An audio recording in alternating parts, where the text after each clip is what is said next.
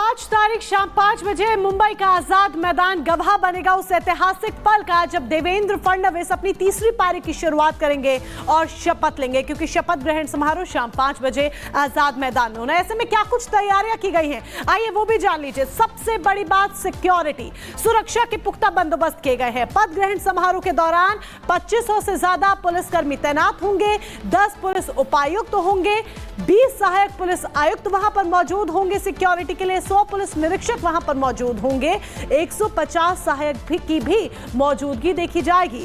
Police उप निरीक्षक की भी मौजूदगी दर्ज होगी। 1500 से अधिक पुलिसकर्मी सुरक्षा में तैनात नजर आने वाले हैं। सशस्त्र पुलिस बल, टास्क फोर्स, अन्य सुरक्षा एजेंसियां सब तैयार रहेंगी। चप्पे चप्पे पर निगरानी रहने वाली है। आजाद मैदान क्षेत्र को नो फ्लाइंग जोन घोषित कर दिया गया है। परिंदा भी यहां पर नहीं मार सकता है, क्योंकि वीवीआईपी मूवमेंट यहां पर देखा जाएगा। पूर्व दिशा की ऊंची इमारतों पर पुलिस तैनात रहेगी।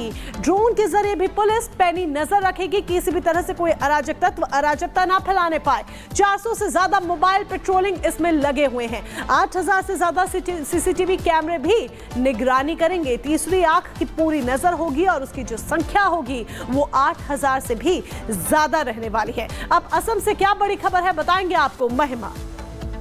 बिल्कुल, आगे बढ़ते हैं, बात करेंगे असम की, क्योंकि असम सरकार की तरफ से एक बड़ा फैसला किया गया। यूं तो असम सरकार हमेशा अपने बड़े फैसलों को लेकर जानी जाती है, लेकिन हिमंता बिस्वा शर्मा की सरकार ने एक कैबिनेट की मीटिंग में बड़ा फैसला किया और प्रेस कॉन्फ्रेंस के बाद जानकारी दी कि गौमांस की बिक्री और खरीद पर पूरी तरह से प्रतिबंध लगा दिया जा चुका है। लेकिन कुछ लोगों को इससे अभी भी दिक्कत है। देखिए आप इस रिपोर्ट को।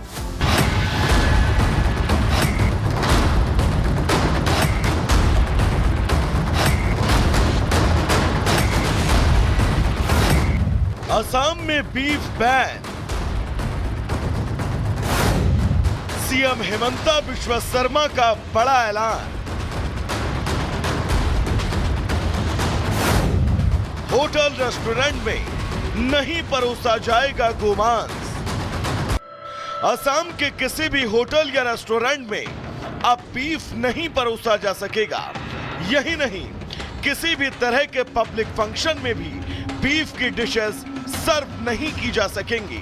हिमंता सरकार ने बुधवार को बीफ बैन की घोषणा की कि असम में गोमांस कोई भी रेस्टोरेंट और होटल में सर्व नहीं होगा और साथ में कोई पब्लिक फंक्शन में भी या पब्लिक प्लेस में भी ये सर्व नहीं किया जाएगा। सो ये हमने कंप्लीटली होटल, रेस्टोरेंट और पब्लिक प्लेस में बीफ को हमें कंजम्पशन ऑफ बीफ, मांस को खाना हमने आज से बंद करने का निर्णय लिया। साथ ही सीएम हिमंता ने बताया कि बीफ पर प्रतिबंध के इस फैसले को पूरे राज्य में लागू किया जाएगा। पहले हमारा ये निर्णय था कि मंदिर का 5 किलोमीटर तक, लेकिन ये अभी हम पूरा स्टेट में एक्सपांड कर दिया हूं कि कोई भी कम्युनिटी प्लेस में, पब्लिक प्लेस में, होटल में, रेस्टोरेंट में आप इसको खा नहीं पाएगा।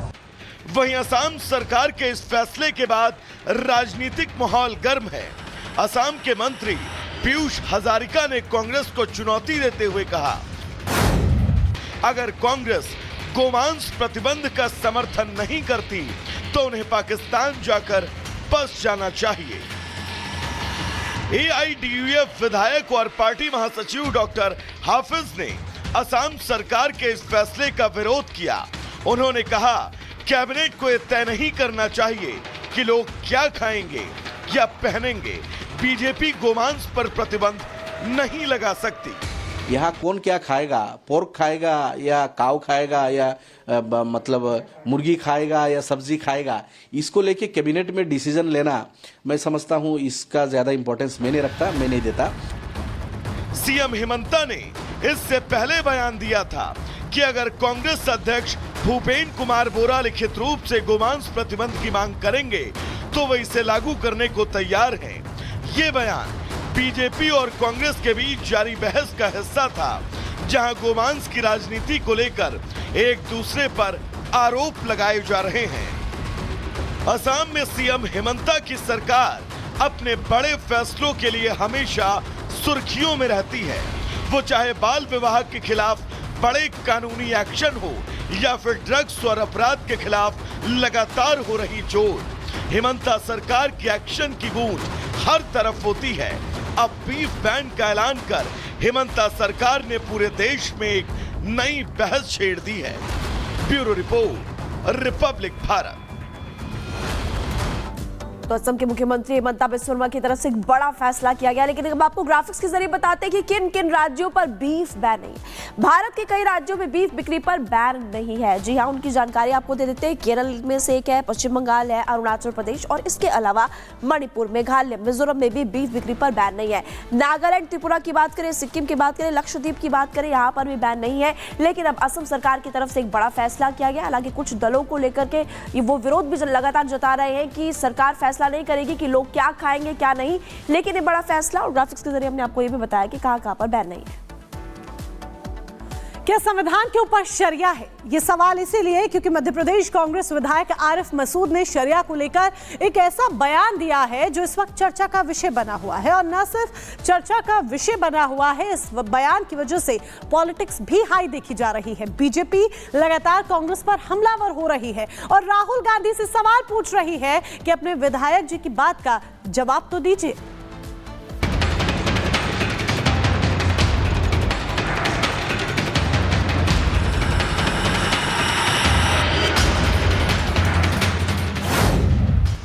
की लड़ाई शरीयत पर आई। कांग्रेस विधायक का बयान, नहीं मानेंगे संविधान। मैं कहना चाहता हूं उन तमाम पार्टियों को, चाहे आंध्र प्रदेश की हो चाहे बिहार की हो, उठो और खड़े हो और शरीयत बचाने के लिए फैसला लो। सुना आपने, यह है कांग्रेस के विधायक आरिफ मसूद, जो कि मध्य प्रदेश की भोपाल सीट से चुनकर आए हैं। जब ये विधायक बने होंगे तो इन्होंने भारतीय संविधान के तहत हर उन शर्तों को पूरा किया होगा जो उस पद पर चुनाव लड़ने के लिए जरूरी होता है। जब ये विधायक बने होंगे तो निश्चित ही संवैधानिक तरीके से चुनाव का हिस्सा रहे होंगे। जब ये विधायक बने होंगे तो इन्होंने भी संविधान की शपथ ली होगी। लेकिन आज इनको ना ही वो शपथ याद है और ना ही वो प्रक्रिया जिसके तहत ये यहां चुनकर पहुंचे हैं, क्योंकि इनके लिए वो शरिया सबसे ऊपर है जिसको लागू करवाने के लिए ये किसी भी हद तक जा सकते हैं और लोगों से भी इसी बात की अपील कर रहे हैं। दरअसल कांग्रेस विधायक आरिफ का एक वीडियो सामने आया जिसमें मसूद कह रहे हैं कि शरीयत को बचाने के लिए तमाम राजनीतिक दलों को एक होना होगा। जो लीडरान सियासत की पार्टी के अंदर ये सोच रहे हैं कि हम अपने नेता के कैसे खिलाफ जाएंगे, तो मैं उनसे पूछना चाहता हूं कि आप नेता के खिलाफ नहीं जाना चाहते तो क्या शरीयत के खिलाफ जाना चाहते? आपको फैसला लेना होगा। मध्य प्रदेश के अंदर एनआरसी का मौका आया, मैंने उसी रात ऐलान कर दिया था कि मुख्यमंत्री जी अभी 2 घंटे हो गए, आपका जवाब नहीं आया। अगर आपने मध्य प्रदेश के अंदर एनआरसी